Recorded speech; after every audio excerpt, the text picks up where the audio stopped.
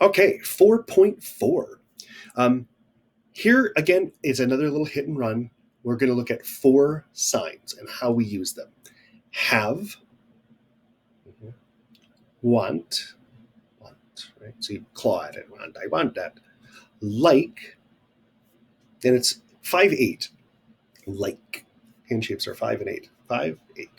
Like. And need. It's that velociraptor claw from Jurassic Park. So need. Because they're slightly different. And sometimes as people are signing things, we get those confused early on. So we're going to be asking WH questions. What do you want? What do you like? What do you need? What do you have? And answering those same questions and summarizing the response. In class, what I would have you do is I'd have you talk to somebody and then relay that information you just got to someone else. So you get to practice all 3 of these states, all 3 of these grammatical functions. Coffee. I love coffee. Anyway.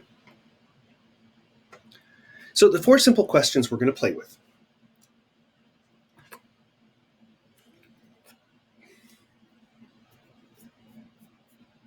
Do you have pets? Eyebrows up, remember? You like what? Could be anything. It's Christmas time coming up, usually at the end of ASL 1. So it's a good time where we can talk about gift giving for the holidays, or we can always talk about birthdays. We can talk about Valentine's Day if we were, that'll be past if we were teaching this during the spring semester. Anyway, what do you want as a graduation gift? That kind of thing. What do you like? Eyebrows down for the what question?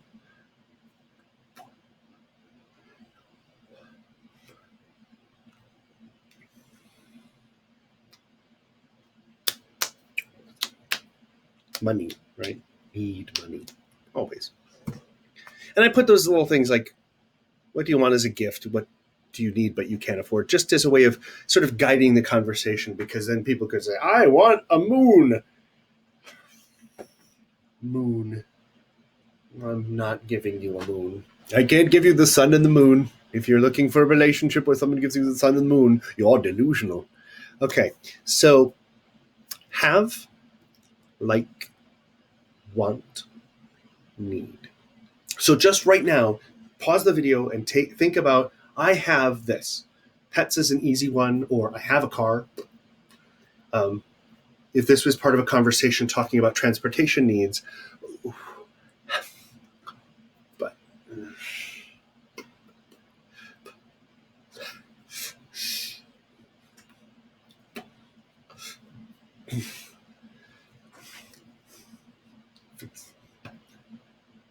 so I have a car, but it breaks down all the time, or it breaks down all the time. But like Jeeps, I want a Jeep, but I really need to fix my car, right? Because I set my car up here.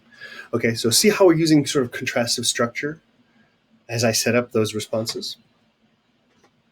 So we've got conversation prompts. Again, have, like, want, need. And normally I would print these up, hand them out in the classroom and say, okay, fill it out, interview 3 people, and then come back and summarize, tell the class what you talked about, or tell groups what you talked about.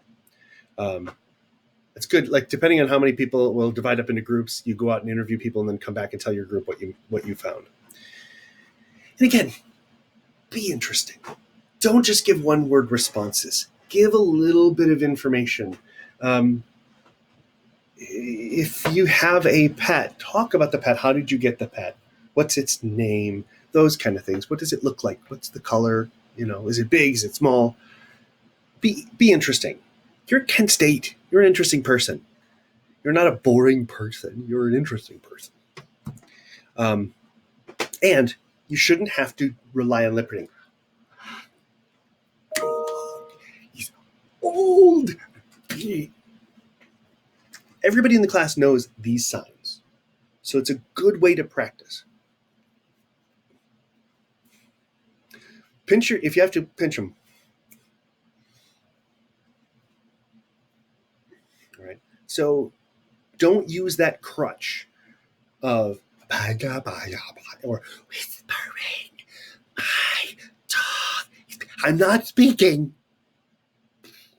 It won't help. I mean, you'll end up out at a deaf night out looking like a complete idiot because you're like, my car is over there.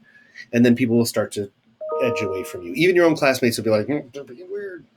Okay. So once again, these are the 4 vocab. Very simple way of using it. Just thinking about those 4 questions. If you want a good way of practicing, ask family members.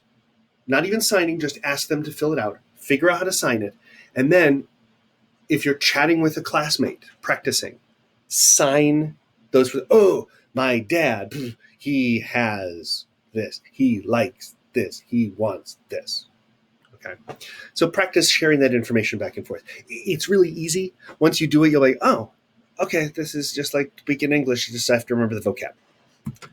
All right. And there were no videos for this chapter. As a matter of fact, I believe this is the one that has a deaf history biography in the book, which we're not really paying attention to because it would be just reading going, okay, I'm not going to give you a quiz on that because whatever. All right. So that's 4-4.